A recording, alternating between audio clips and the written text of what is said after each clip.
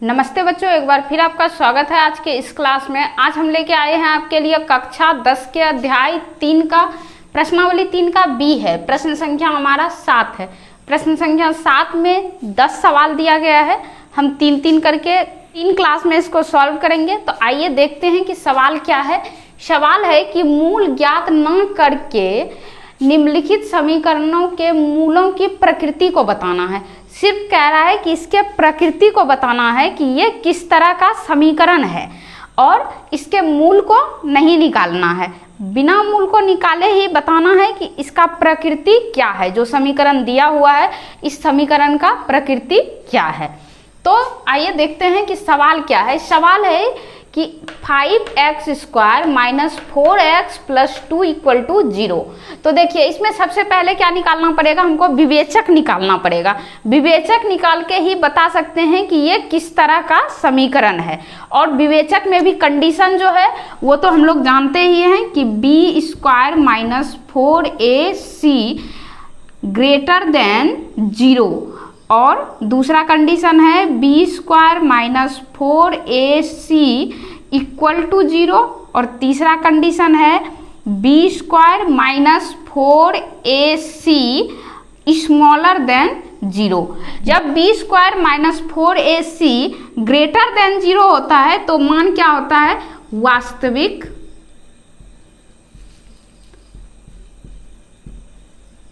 और असमान। और b² - 4ac = 0 जब होता है तो मान क्या होता है, वास्तविक और समान। और जब मान रहता है b² - 4ac > 0 तो मान क्या होता है, वास्तविक नहीं होता है। ये 3 कंडीशन है इसका। इसके बारे में पहले ही हम बता चुके हैं, तो इस चार्ट को आप याद रखेंगे तभी इसको कर पाएंगे। कह रहा है कि मूल नहीं निकालना है तो सबसे पहले क्या करेंगे, विवेचक निकालेंगे। और विवेचक निकालने के लिए क्या होना चाहिए, विवेचक निकालने के लिए हमारे पास a, b और c ये तीनों होना चाहिए। तो a, b, c कहाँ से लेंगे, तो देखिए पिछले कक्षा में भी हम बता चुके हैं कि a किसके साथ होता है, b किसके साथ होता है और c किसके साथ होता है। a हमेशा, इसको हमेशा लिखने का नहीं है कि अब हम हमेशा लिखें कि ax² + bx + c = 0। ये हमेशा लिख के बनाना संभव नहीं है। जब भी सवाल बनाएंगे तभी इसको लिखेंगे तो ये संभव नहीं है। इसलिए हमेशा हम लोगों को क्या याद रखना चाहिए कि a किसके साथ होता है, x² के साथ। x² जहाँ रहेगा वहाँ a रहेगा, सिर्फ x जहाँ रहेगा वहाँ b रहेगा। और c एक अचर पद है जिसके साथ कि x, y, z कोई पद नहीं आता है। तो देखिए c, इसके साथ x, y, z कोई पद नहीं है। तो ये आप हमेशा याद रखिएगा। a कौन हो सकता है, b कौन हो सकता है और c कौन हो सकता है, तब ये बनाना ज़्यादा आसान होगा। नहीं तो हमेशा सवाल बनाने से पहले हम लोगों को द्विघातीय समीकरण का मूल रूप को लिखना पड़ेगा, तभी हम उसको सॉल्व कर पाएंगे। इसलिए हमेशा याद रखना है कि a हमेशा x² के साथ रहता है, b हमेशा x के साथ रहता है और c एक अचर पद है जो हमेशा स्वतंत्र रूप में रहता है। इसके साथ x, y, z कोई भी नहीं रहता है। तो आइए पहले देखते हैं नंबर 1 सवाल में कि a क्या है इसका, b क्या होगा और c क्या होगा। तो देखिए यहाँ x² वाला पद कहाँ है, x² वाला पद यहाँ है। तो x² जिसके साथ है वो कौन है, a है। तो ये 5 क्या हो गया, a हो गया। अब b, x के साथ b होता है तो x के साथ यहाँ क्या है, -4 है। तो b का मान क्या हो गया, -4। और c एक अचर पद है जिसके पास x, y, z नहीं रहता है। तो देखिए ये पद है जिसके पास कि x, y, z कुछ भी नहीं है। तो मतलब ये क्या हो गया, c हो गया। तो 2 हमारा c हो गया। अब विवेचक निकालेंगे तो विवेचक को d से डिनोट करते हैं। विवेचक बराबर हो जाएगा b² - 4ac। अब विवेचक के इस मान पे a, b और c के मान को पुट करेंगे। तो b हमारा क्या है, -2 है। b हमारा क्या है, -4 है। तो यहाँ लिखेंगे -4 पे स्क्वायर और -4 ए क्या है 5 है, तो यहाँ गुना 5 लिखेंगे, और सी क्या है 2, गुना 2 लिख दिए। अब -4 गुना -4 करेंगे तो क्या हो जाएगा 16 हो जाएगा, माइनस माइनस आपस में गुना होके प्लस बना लेगा, तो +16 हो जाएगा। यहाँ लिखेंगे 16, यहाँ माइनस है, माइनस दे दिए, 4 पंचे 20, 20 दूनी 40, 40 में 16 को घटा देंगे तो क्या बचेगा 4 और 2 24, -24 आ गया। अब देखिए ये -24 जो हमारा आया, इसमें से किस कंडीशन में आया है, b² - 4ac greater than 0, b² - 4ac equal to 0, अब b² - 4ac स्मॉलर देन 0। तो देखिए स्मॉलर देन 0 का मतलब क्या हुआ, 0 से भी छोटा, तो 0 से छोटा क्या होगा -1 -2 -3, जितना भी ऋणात्मक संख्या है वो क्या है 0 से छोटा है, और जितना भी धनात्मक संख्या है वो क्या है 0 से बड़ा है। ये हम लोग पहले ही जान चुके हैं। तो यहाँ है -24, इसका मतलब क्या है, ये 24 क्या है 0 से छोटा है, मतलब ये कंडीशन काम कर रहा है। यहाँ b² - 4ac स्मॉलर देन 0, ये कंडीशन काम कर रहा है। तो ये किस तरह का समीकरण हो गया, ये द्विघातीय समीकरण वास्तविक नहीं है। यहाँ लिखेंगे वास्तविक नहीं है।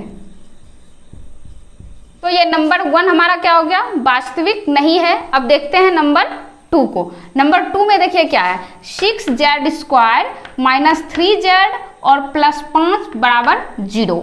तो देखिए इसमें a कौन है, b कौन है और c कौन है, ये आप अपने से बना सकते हैं कि z² के साथ ये है तो ये हो गया हमारा a, और ये z के साथ है तो ये हमारा हो गया b, और ये अचर पद है तो ये हमारा हो गया c। अब इसका विवेचक निकालेंगे तो विवेचक बराबर क्या हो गया, d = b² - 4ac। अब इस मान को विवेचक के मान पे पुट करेंगे तो क्या हो जाएगा, b² के जगह पे क्या हो जाएगा, यहाँ b देखिए क्या है -3 है, तो यहाँ -3 पे स्क्वायर, और -4, a के जगह पे क्या है 6 है, गुना 6, और c के जगह पे क्या है 5 है, तो गुना 5 लिख देंगे। या लिख सकते हैं कि d बराबर -3 गुना -3 करेंगे तो क्या हो जाएगा 9 हो गया, और यहाँ माइनस है तो माइनस दे दिए, 6 चौके 24, और 24 पंचे 120। या फिर लिखेंगे d = क्या हो जाएगा, इसमें इसको घटा देंगे तो 111, ये माइनस में आ जाएगा क्योंकि इस यहाँ प्लस है यहाँ माइनस है, प्लस माइनस हो गया, घट गया। 120 में 9 को घटाए तो 111 बच गया, और चिन्ह किसका होगा, जो बड़ा होगा। तो बड़ा कौन है, ये बड़ा है, तो चिन्ह आ गया माइनस का। तो मान हमारा क्या आया -111। फिर से ये किस कंडीशन में आया, फिर से ये 0 से छोटा आ गया। -11 का मतलब क्या हो गया, ये 0 से छोटा है, और 0 से छोटा है इसका मतलब क्या है, ये किस कंडीशन में है, इसी कंडीशन में है, b² - 4ac स्मॉलर देन 0, 0 से भी छोटा है, तो मान इसका भी क्या हो जाएगा, वास्तविक नहीं होगा। ये भी समीकरण क्या होगा, वास्तविक नहीं है। नंबर 1 भी वास्तविक नहीं था और नंबर 2 भी वास्तविक नहीं था। अब नंबर 3 को देखते हैं। नंबर 3 में है 4y² = 1। इसमें देखिए इसमें 2 ही पद दिया हुआ है, तीसरा पद नहीं है, जबकि द्विघात समीकरण में पद कितने होते हैं, 3 होते हैं। 3 पद होना जरूरी है, a, b और c 3 पद का होना जरूरी है, लेकिन इसमें 2 ही पद दिया है। तो इसको क्या कर सकते हैं हम लोग, पहले इसको ऐसे लिखेंगे कि 4y² और इसको इस तरफ लेके चले आएंगे तो इस तरफ आएगा तो -1 = 0। अब देखिए इसमें x² वाला पद है, मतलब y² वाला पद है, और अचर पद है, मतलब c भी है।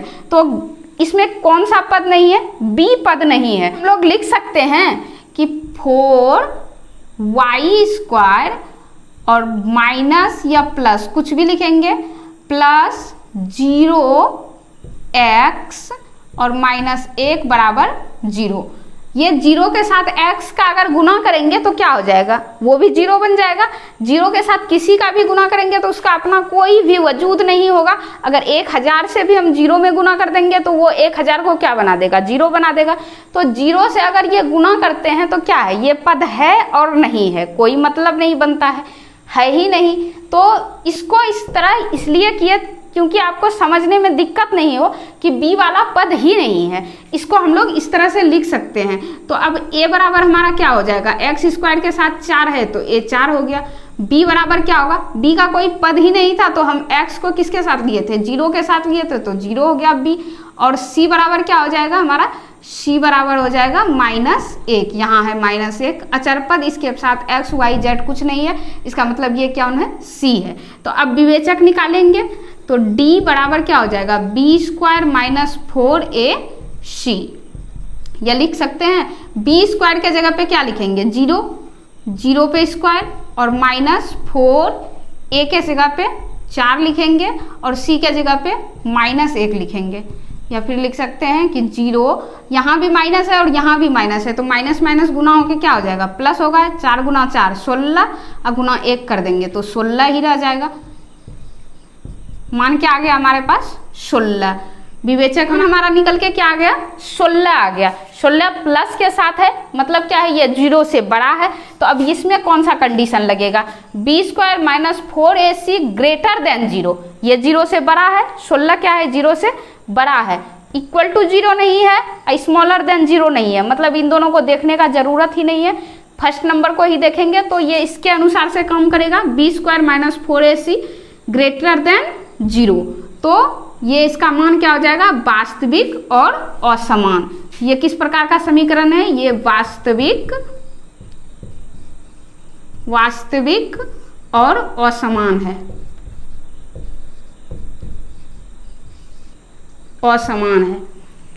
नंबर 1 हमारा वास्तविक नहीं है, नंबर 2 भी वास्तविक नहीं है और नंबर 3 क्या है, वास्तविक और असमान है। इस तरह से 7 नंबर का सवाल नंबर 1, 2 और 3 तीनों बनकर कंप्लीट हो गया और मुझे उम्मीद है कि आप इसको बहुत अच्छे तरह से समझे होंगे।